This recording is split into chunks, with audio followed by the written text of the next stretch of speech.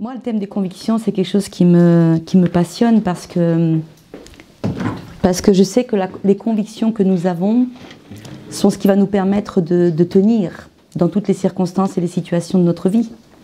Et donc, on voudrait continuer cette semaine sur la force des convictions et pourquoi nos convictions sont vitales. Pourquoi est-ce que tes convictions, c'est quelque chose de vital dans ta vie? Matthieu 24, chapitre 13. Vous savez que le chapitre 24 de Matthieu, c'est un chapitre très important parce que dans le chapitre 24, le Seigneur est en train de nous annoncer les événements de la fin des temps. Comment ça va se passer avant l'avènement du Seigneur, quels seront les signes. Et il nous dit quelque chose de très intéressant dans le verset 13. Il nous dit que parce que l'iniquité se sera accrue, la charité du plus grand nombre se refroidira.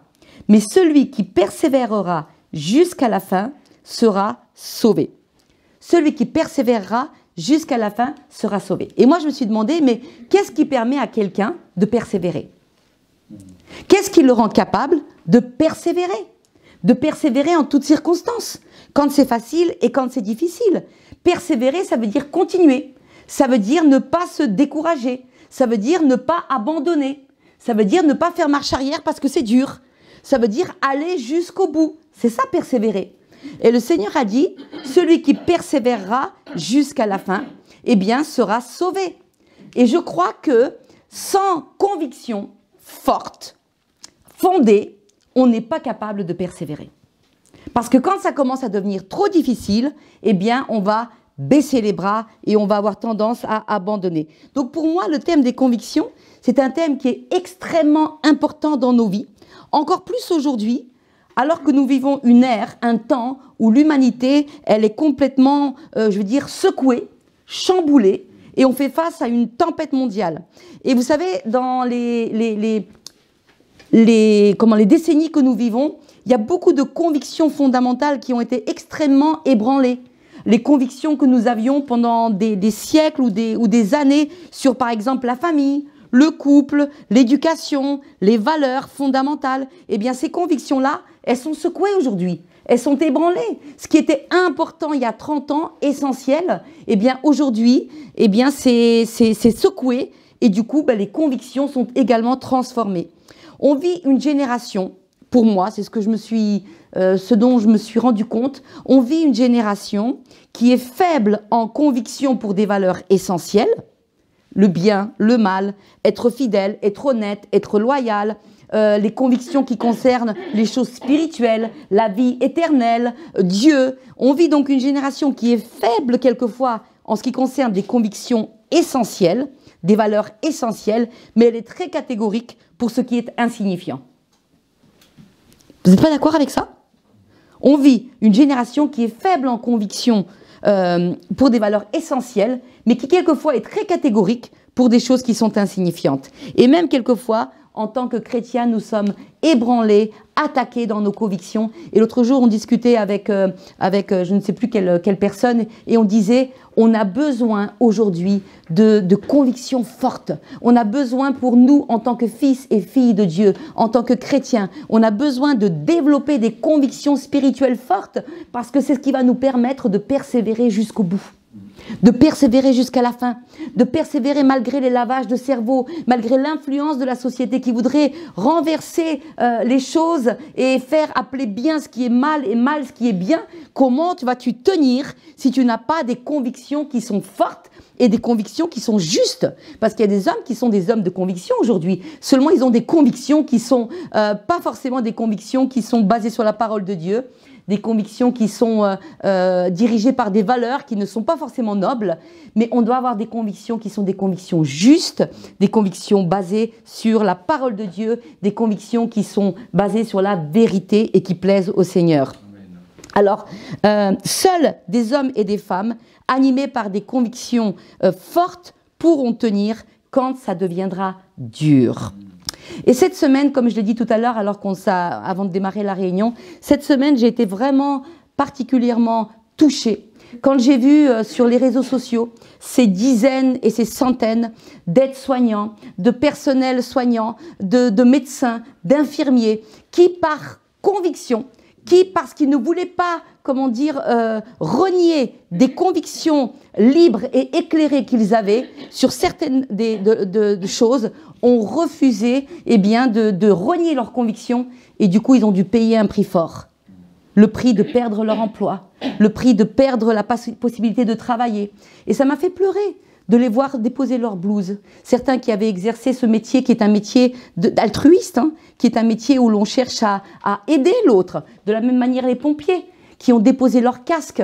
Et quand je les ai vus énumérer 20 ans de service, 26 ans de service, 15 ans de service, mais aujourd'hui, ils devaient choisir entre leurs convictions profondes et intimes et le droit d'exercer un travail qui est un travail de secours, d'aide, parce qu'on oublie combien de fois certains de ces hommes ont dû payer de leur vie, ont dû risquer leur vie pour monter dans un immeuble qui est en flammes, pour sauver un petit enfant, une vieille dame, combien de fois ils ont dû eh bien, mettre en danger leur propre vie, et aujourd'hui, eh bien, on leur interdit d'exercer leur profession, et ils ont dû choisir, et ils ont choisi parce qu'ils avaient des convictions fortes, et qu'ils ont décidé qu'ils n'allaient pas eh bien, céder et renier leurs convictions.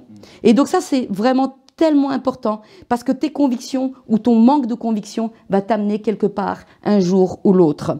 Et il y a aussi cette histoire qui me plaît beaucoup, c'est l'un de mes films préférés. Je ne sais pas si vous avez vu déjà ce film, Tu ne tueras point. Quelqu'un l'a vu déjà? Ouais.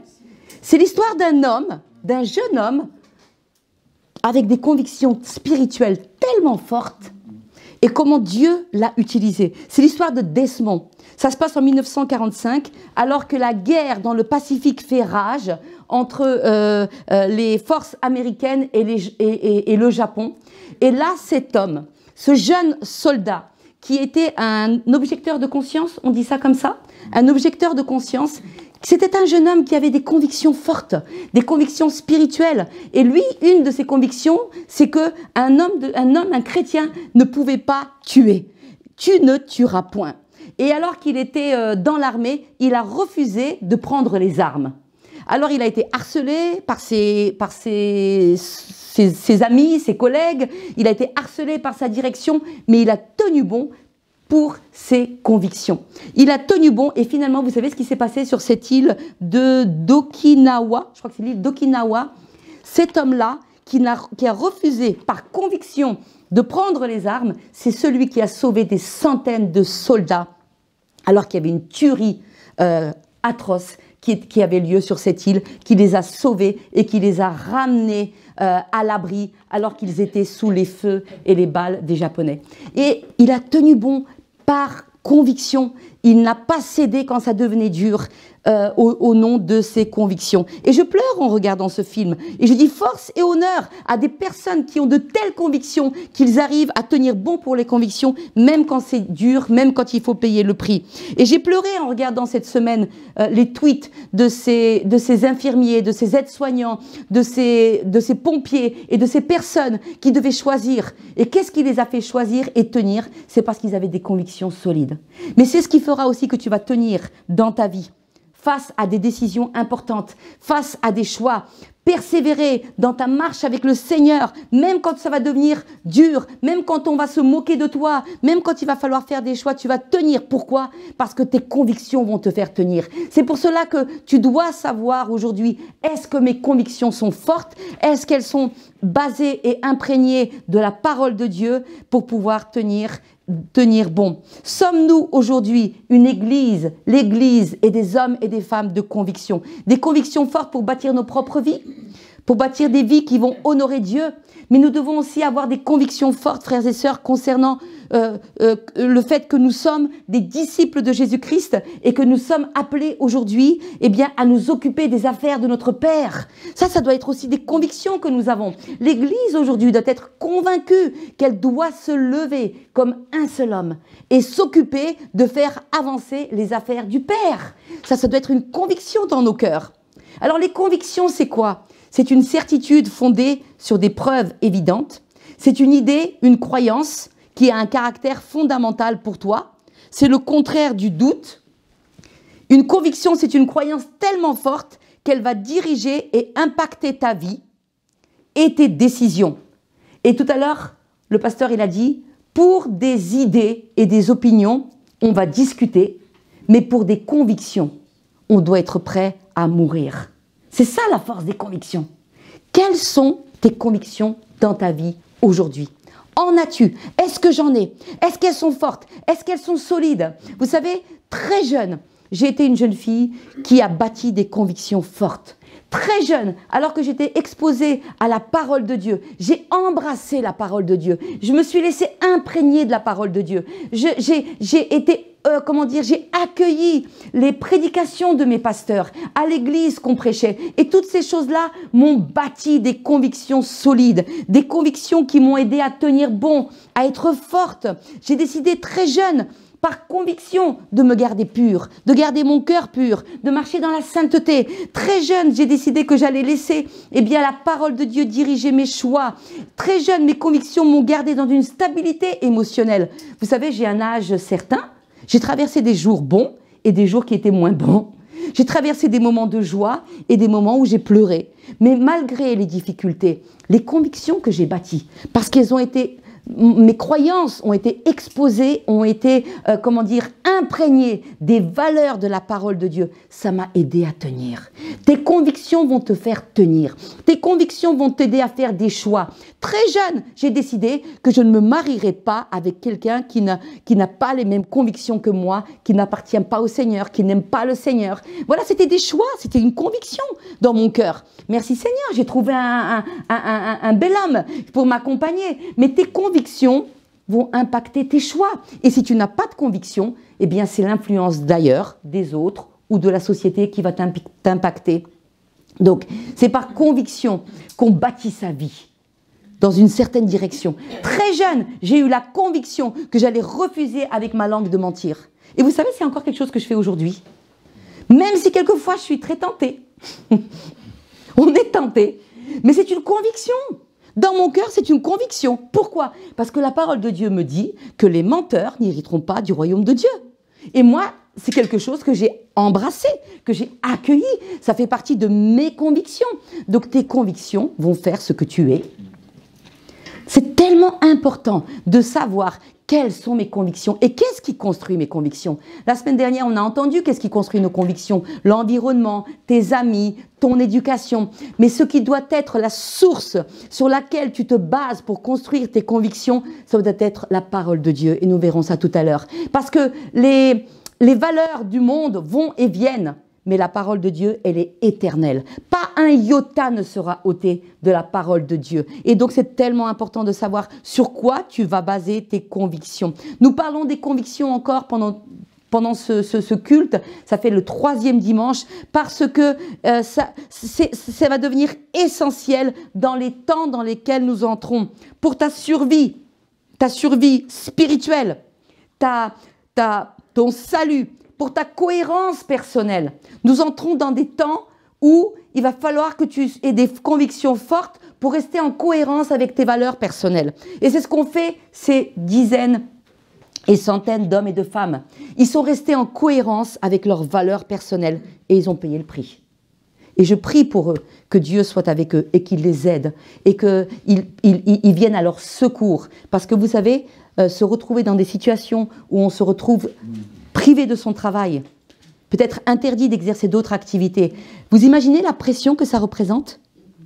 Il y a des jeunes gens, j'ai lu cette semaine, des jeunes étudiants en médecine qui doivent quitter la France, continuer leur étude de médecine en 4e année en Pologne, parce qu'ils ne peuvent pas le faire aujourd'hui librement dans notre pays s'ils n'acceptent pas ce qu'on est en train d'essayer de leur imposer. Donc, c'est tellement important de savoir quelles sont tes convictions. Elles vont être essentielles pour t'aider à ta cohérence personnelle. Ce sont tes convictions qui seront l'encre solide qui tiendra ta stabilité. Pour une opinion, on se bat. Pour ses convictions, on est prêt à mourir. Pourquoi la qualité et la force de tes convictions, c'est si important? Eh bien, tout à l'heure, je l'ai dit.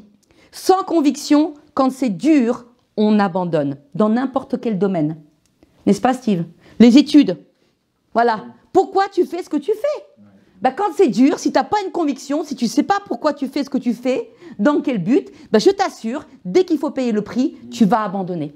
Et c'est pour ça aussi qu'on a des générations aussi aujourd'hui qui sont tellement habituées à la facilité que dès qu'il faut payer le prix de quelque chose, eh bien, si on ne l'a pas tout de suite, on abandonne les efforts. C'est pour ça qu'il ne faut pas tout donner, parents, à vos enfants trop facilement.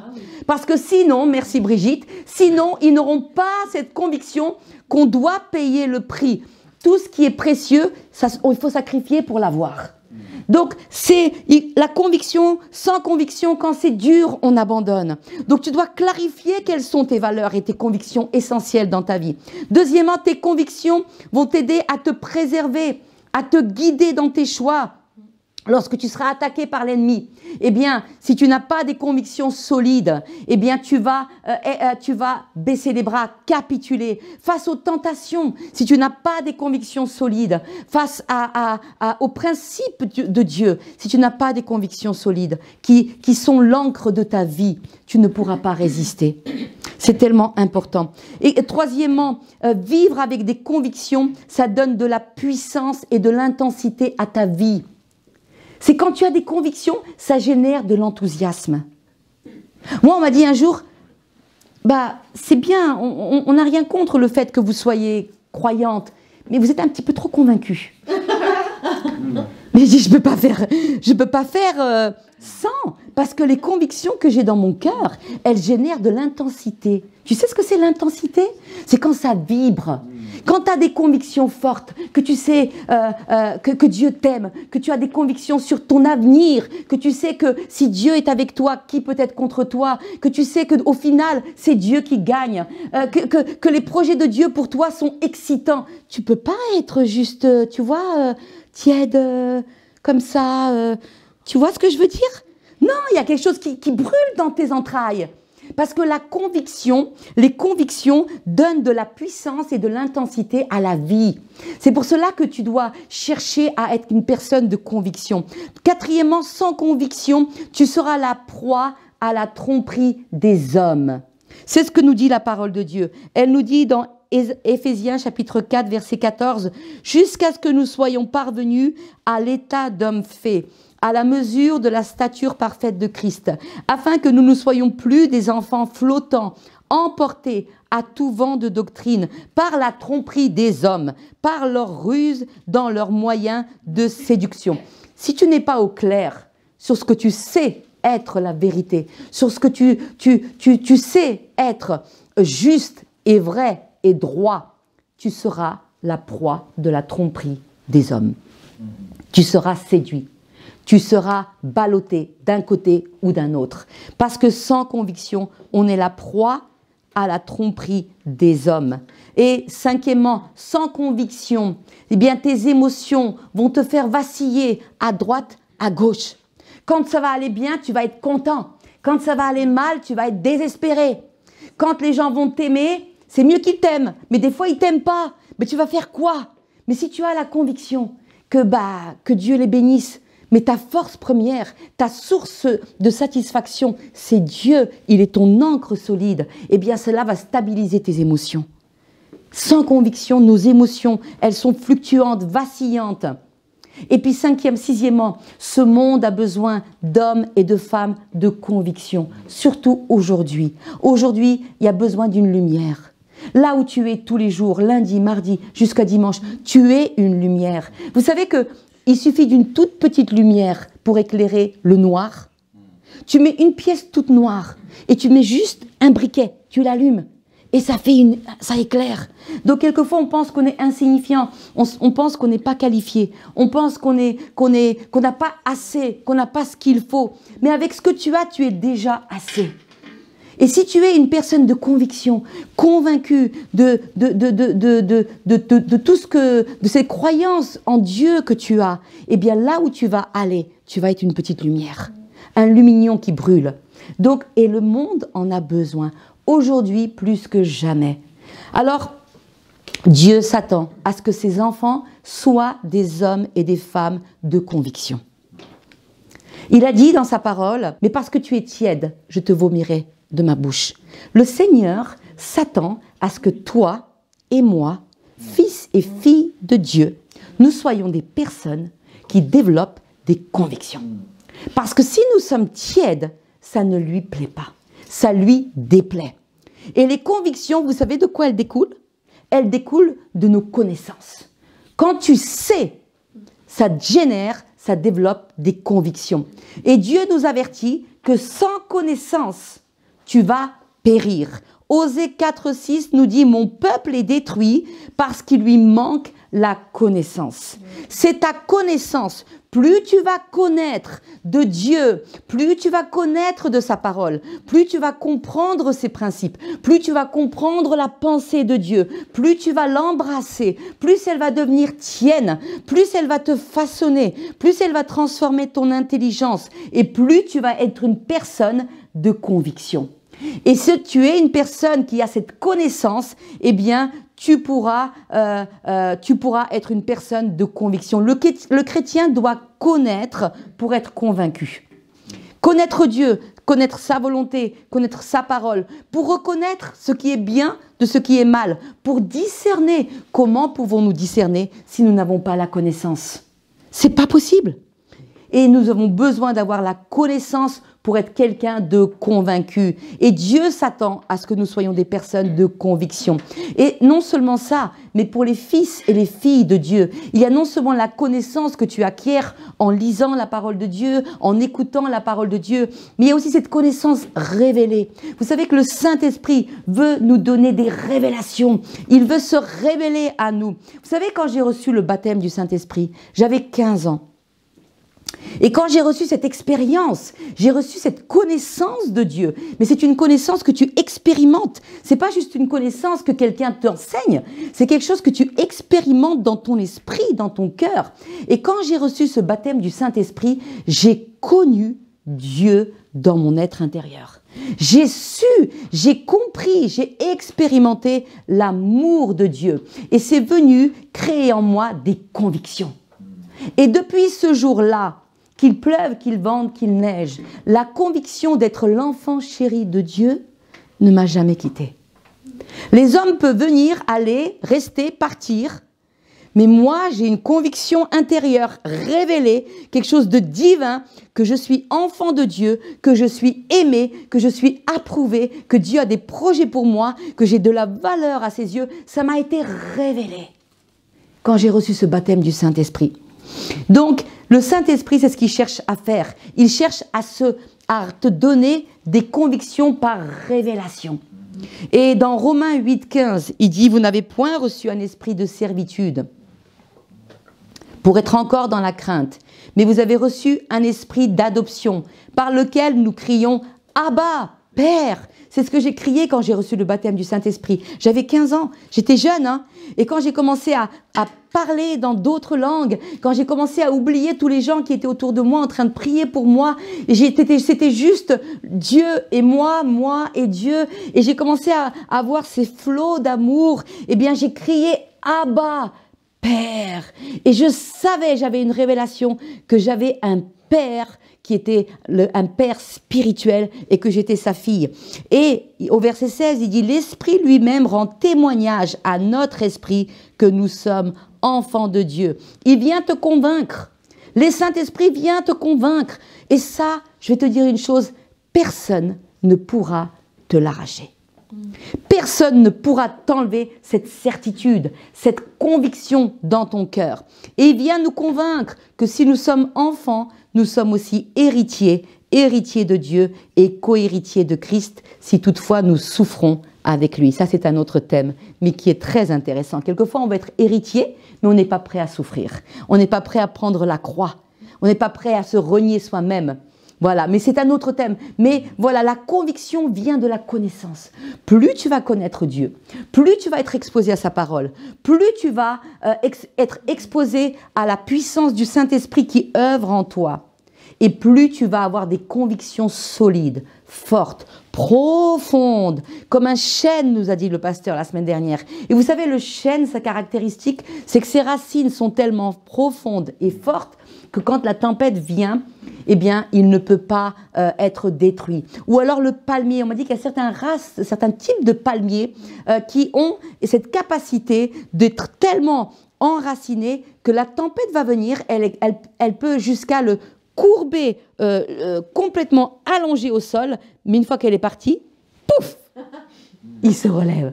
Pourquoi? Parce qu'il y a quelque chose dans le sol qui le tient. Ça, c'est tes convictions.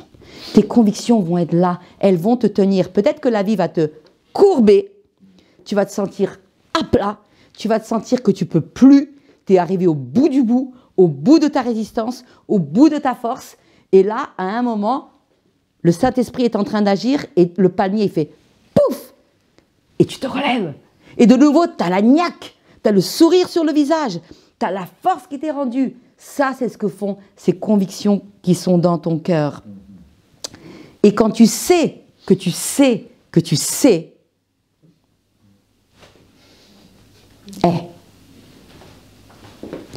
1000 ignorants n'ébranlent pas la conviction de celui qui sait.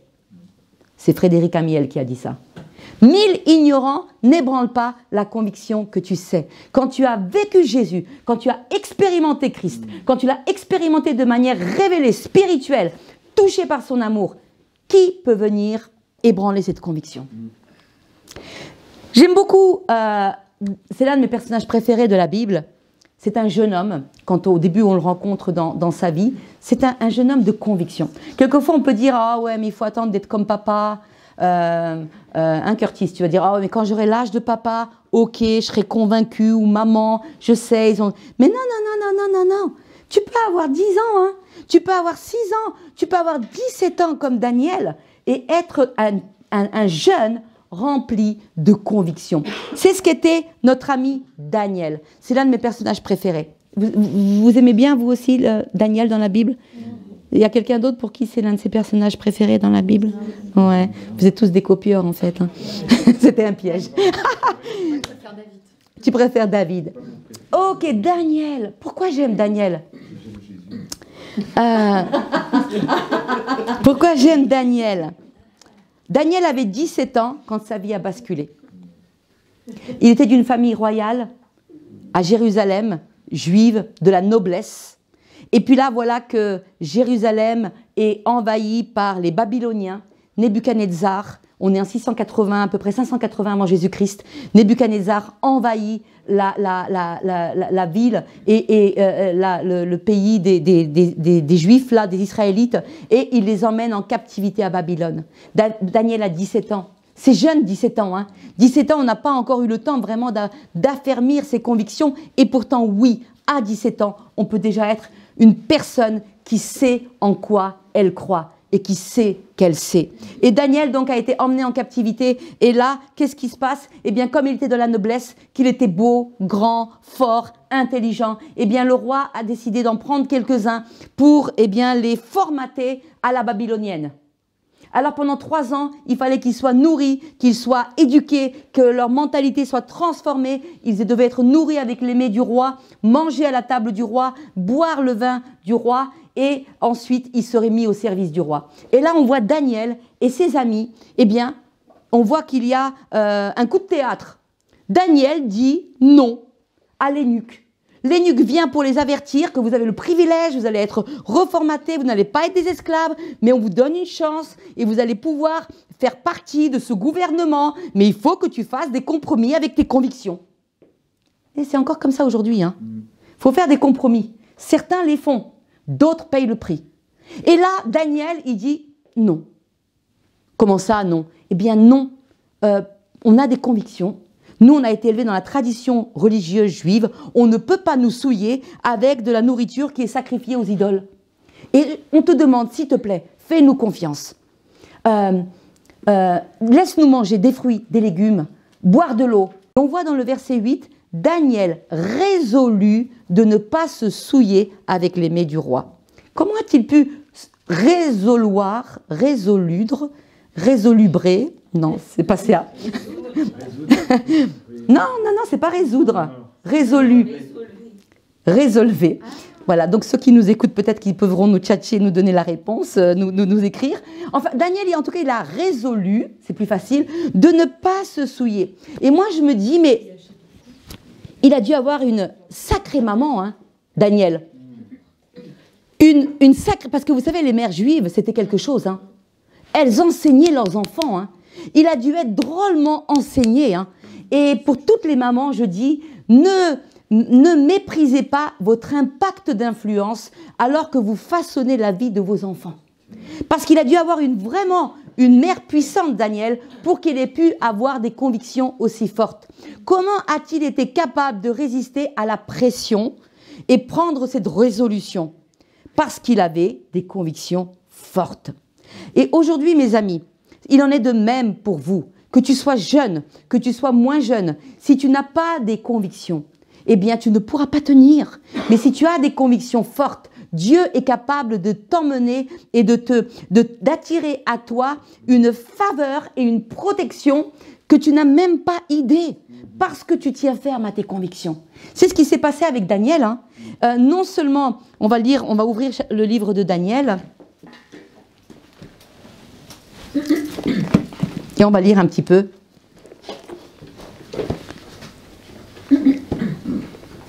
Dans le chapitre 1, et je vous encourage à lire ce livre peut-être cette semaine, ça va vous stimuler un petit peu pour l'importance de développer des convictions fortes. Et on voit que au verset 15, au bout de 10 jours, ils avaient meilleur visage, plus d'embonpoint que tous les jeunes gens qui mangeaient les mets du roi. L'intendant emportait les mets et le vin qui leur étaient destinés, et il leur donnait des légumes. Et au verset 17, Dieu accorda, parce qu'ils n'ont pas souillé leurs convictions, ils se sont gardés purs, à ces 4 jeunes hommes, de la science, de l'intelligence, dans toutes les lettres et de la sagesse. Et Daniel expliquait toutes les visions et tous les songes. Au terme fixé par le roi, pour qu'on les lui amenât, le chef des eunuques les présenta à Nebuchadnezzar.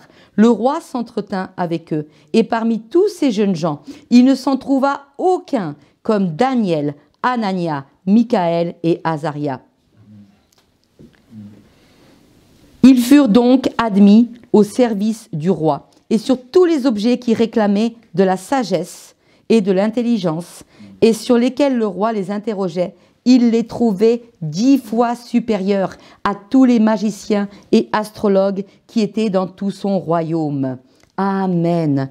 Quand tu marches d'après des convictions spirituelles, malgré le prix, comme a fait Desmond dans ce livre « Tu ne tueras point », Dieu va honorer ta vie, ta position, et il va attirer sur toi une faveur dont tu n'as même pas idée. Il leur a accordé une intelligence 10 fois supérieure que tous leurs copains. Moi, déjà 2 fois, ça m'irait s'il m'accorde une intelligence supérieure, mais 10 fois supérieure. Parce qu'ils ont su tenir sur leurs convictions, Dieu leur a fait trouver grâce. Amen. Donc, le résultat dans la vie de Daniel, et ce n'était pas que à ce moment-là, il y a eu la protection, les grandes faveurs, il a reçu une intelligence 10 fois supérieure, des dons célestes inégalés. Il avait la capacité, Daniel, d'interpréter des songes et des visions. Il a été élevé par Dieu, malgré les hommes, au poste de gouverneur de toute la province de Babylone. Et vous savez quoi? Sur le règne de plusieurs rois. Ça a commencé par Nebuchadnezzar, et puis on a aussi l'histoire de Daniel avec Balthazar, le petit-fils de Nebuchadnezzar, et finalement, Daniel, il tient la route encore pendant la vie de Darius, le chef des Mèdes, et c'est pendant la vie de Darius que, de nouveau, les convictions de Daniel sont testées. Et vous savez qu'il avait l'habitude de prier 3 fois par jour. Ses ennemis qui étaient jaloux de lui ont fomenté un complot et ils ont fait en sorte que, un décret soit signé, que soit jeté dans la fosse aux lions. Quiconque se prierait quelqu'un d'autre que le roi, Daniel avait le choix. Soit il faisait un compromis, soit il tenait ferme dans ses convictions. Et ses convictions étaient qu'il voulait rendre honneur à Dieu. Tous les jours, honorer Dieu, un seul Dieu envers qui il allait apporter ses prières. Et à cause de cela, Daniel a fait une petite virée dans la fosse aux lions. une petite virée. Mais son Dieu l'a encore une fois protégé. Quand toi et moi, nous fonctionnons avec des convictions spirituelles que Dieu met dans nos cœurs et qu'elles grandissent, vous savez quoi? C'est Dieu qui va nous protéger. C'est Dieu qui va nous garder. C'est Dieu qui va ouvrir des portes. C'est Dieu qui va pourvoir. C'est Dieu qui va agir dans ta vie parce que tu marches selon sa volonté. Alors, comment on bâtit des convictions fortes? On bâtit des convictions fortes par l'exposition à la parole de Dieu. 2 Timothée 3,16 nous dit que l'Écriture vient nous convaincre. À chaque fois que tu vas ouvrir la Bible, à chaque fois que tu vas la lire, eh bien, elle va venir créer en toi des convictions. Et mes amis, c'est pour ça que le diable fait tout ce qu'il peut pour que tu aies du temps pour tout, sauf pour ouvrir la Bible. C'est pour cela que toi et moi, nous devons trouver une discipline personnelle pour que ce soit quelque chose que nous ne mettrons pas de côté tous les jours. C'est comme, tu pourrais dire, pas de Bible, pas de nourriture. J'ai pas lu ma Bible aujourd'hui, je mange pas. Ou trouve quelque chose, mais qui va t'aider, parce que c'est la parole de Dieu. 2 Timothée 3,16, toute écriture est inspirée de Dieu, utile pour enseigner, pour convaincre, pour corriger. Si tu n'es pas exposé à la parole de Dieu, tu ne pourras pas bâtir en toi des convictions spirituelles fortes, solides. Amen. Deuxièmement, on bâtit des convictions par l'écoute de la parole qui est prêchée. Là, alors que je prêche, dans votre cerveau, dans votre âme, dans votre cœur, sont en train de se bâtir des croyances. Et plus vous êtes exposé à la prédication de la parole de Dieu, plus vous allez bâtir des convictions fortes. C'est pour cela que si pendant trop longtemps, vous n'êtes pas exposé à la prédication de la parole, vous vous affaiblissez quelque part. Et c'est tellement important. Et je sais que dans ma vie, ça a contribué à bâtir des convictions fortes dans ma vie. Vous savez, pendant des années, j'ai fait 40 kilomètres pour venir à l'assemblée à laquelle j'appartenais tous les mercredis soirs, tous les dimanches, plusieurs fois, des fois le dimanche, quelquefois le samedi. Et vous savez quoi? Je n'ai pratiquement manqué aucun mercredi pendant 30 ans. Mais ça, c'était avant. Ça, c'était avant. Et vous savez, je travaillais à Paris, hein, et je rentrais chez mes parents. J'avais 1h50 de route. Quand je rentrais, j'avais juste le temps de sauter et me doucher, mettre quelque chose dans la bouche et prendre la voiture et je courais à la maison de Dieu. J'ai fait ça 30 ans. Je n'étais pas fatiguée de le faire. Mais vous savez quoi? Ça a bâti en moi la personne que je suis aujourd'hui. Et je vous encourage à faire tout pour vous exposer à la prédication de la parole de Dieu. Pourquoi? Parce que la Bible nous dit que la foi vient de ce qu'on entend. Et ce qu'on entend vient de la parole de Dieu. Si nous n'entendons pas la parole de Dieu prêchée, eh bien comment notre foi va être fortifiée? Plus tu entends la parole prêchée, plus tes croyances et ta foi va être forte. Donc deuxièmement, par l'écoute de la parole qui est prêchée. Troisièmement, on bâtit des convictions en nous entourant de personnes convaincus. Vous savez, ça je le dis souvent, mais on est le résultat des gens que l'on côtoie le plus fréquemment. Les 5 personnes que tu côtoies, à qui tu ouvres ton cœur, eh bien vont t'impacter. Même si tu dis non, hein. Vous savez pourquoi? Parce que les convictions, c'est contagieux. Ça s'attrape. Quelqu'un va attraper de quelqu'un. Soit c'est toi, soit c'est l'autre. Donc c'est tellement important d'avoir autour de soi des personnes avec des convictions qui honorent le Seigneur, qui vont t'encourager, qui vont te fortifier, qui sont nos amis. L'importance d'être ancré aussi dans une bonne église, dans un bon groupe de frères et de sœurs, parce qu'ensemble on va s'impacter. L'un d'entre vous va me dire, bah, j'ai fait ça et ça m'est arrivé, et j'ai traversé, j'ai tenu bon, bah, moi ça va m'encourager. Vous voyez, donc les convictions se construisent aussi par rapport aux personnes qui nous entourent. Quatrièmement, on est convaincu aussi en étant réceptif aux influences du Saint-Esprit. Jean 16,7 nous dit « Cependant, je vous le dis en vérité, il vous est avantageux que je m'en aille, car si je ne m'en vais pas, le Consolateur ne viendra pas vers vous. Mais si je m'en vais, je vous l'enverrai. Quand il sera venu, le Consolateur, c'est le Saint-Esprit, il convaincra le monde en ce qui concerne le péché, la justice, le jugement. » Plus tu t'exposes au Saint-Esprit, dans la prière, plus tu dis « Seigneur, je veux faire ta volonté. Aide-moi à comprendre quels sont tes projets pour moi. Aide-moi à comprendre quelles sont les valeurs que tu veux que je véhicule. Aide-moi, transforme mon intelligence. Seigneur, non pas ma volonté, mais ta volonté. » Plus tu t'exposes comme ça, plus le Saint-Esprit est capable de te convaincre et il va te faire de toi une personne avec des convictions fortes. Amen. Et cinquièmement, et on va terminer là, les convictions. Pour bâtir des convictions dans nos vies, c'est une affaire de choix. On décide, on choisit parce qu'on est créé avec le libre arbitre. Personne ne peut m'imposer de croire quelque chose sans mon consentement. Le Seigneur nous dit que voici, je mets devant toi la vie et la mort, le bien, le mal, la bénédiction, la malédiction. Choisis la vie afin que tu vives. Le Seigneur, tout à l'heure on a entendu, il ne veut pas que nous soyons tièdes. Soit on est chaud, bouillant, soit on est froid, mais tiède, le Seigneur a dit qu'il nous vomira de sa bouche. C'est fort ça, hein. Il veut que nous soyons des personnes qui prenions des décisions, qui nous positionnons. Je décide de marcher dans la sainteté. Voilà, c'est tout, c'est réglé. Ça, c'est pas sain, ça plaît pas au Seigneur, j'y vais pas. Je le regarde pas. Vous savez, moi, il y a des films, il y a des images, je refuse de les regarder. Parce que ça va souiller mon âme. Aujourd'hui, les jeunes sont exposés à tellement de souillures, et s'ils n'ont pas des convictions pour fermer la porte de leurs yeux, de leurs oreilles, eh bien, croyez-moi, ça va les affecter. Si tu n'as pas des convictions pour savoir comment tu vas vivre, qu'est-ce que tu vas dire oui, à quoi tu vas dire non, eh bien, c'est le monde qui va diriger ta vie. C'est tellement important de décider. Quand on n'a pas de conviction, on est une fois là, vacillant, on n'est pas sûr, on fait une fois comme ça. Mais quand on a des convictions, ça devient tellement plus facile. Et je prie que le Seigneur nous aide, en les temps dans lesquels nous vivons, à bâtir des convictions solides, des convictions spirituelles.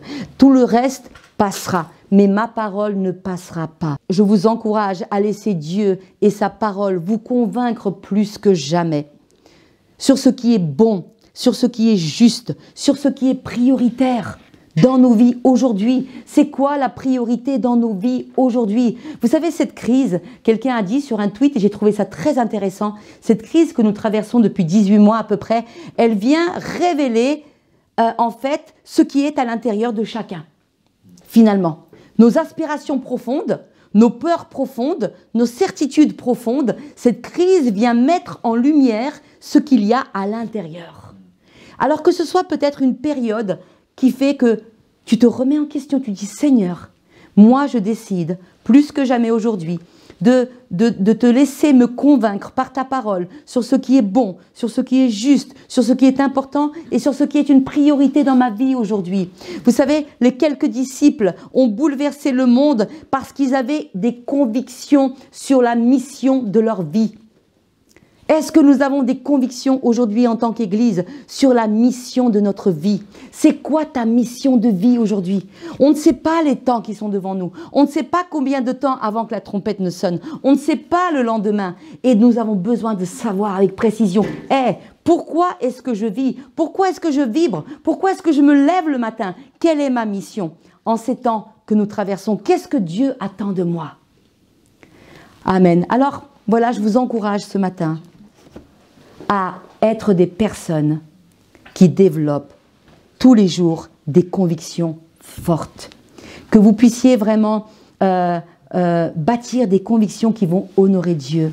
Des croyances qui vont vous aider à tenir bon quand ce sera difficile. Tenir bon dans vos projets personnels. Être une personne avec du caractère. Être une personne qui est capable de choisir le bien, même s'il faut pour cela sacrifier. Être une personne qui aime Dieu de tout son cœur. Et je vous assure, vous n'êtes pas au bout de vos surprises. Parce que quand on est une personne de conviction, par la grâce de Dieu, on attire sur nous la faveur de Dieu. Et si la faveur de Dieu est attirée sur toi, qui peut dire ce qui va se passer? On a chanté tout à l'heure, qui peut arrêter notre Dieu? Alors Seigneur, vraiment, nous te prions ce matin Que Seigneur, ta grâce soit sur nous, que nous soyons, Seigneur, vraiment convaincus dans nos cœurs par le Saint-Esprit qu'il est l'heure, Seigneur, de te mettre au centre de notre vie, qu'il est l'heure de faire de toi le moteur de nos vies, pas juste une option, pas juste une petite partie de notre vie de temps en temps, mais que tu sois vraiment le vent qui souffle dans nos voiles, que tu sois vraiment le carburant de nos vies, que tu sois le moteur, que tu sois, Seigneur, le Seigneur qui siège sur nos cœurs et que, Seigneur, nous puissions vraiment vibrer pour toi, Seigneur. Seigneur, viens nous convaincre de ce qui est bon, de ce qui est juste, de ce qui est vrai. Seigneur, viens mettre dans nos cœurs, Seigneur, et dans nos pensées, tes pensées, Seigneur, et que nous puissions, Seigneur, être les Daniel de ce siècle que nous sommes en train de vivre, que nous puissions, Seigneur, recevoir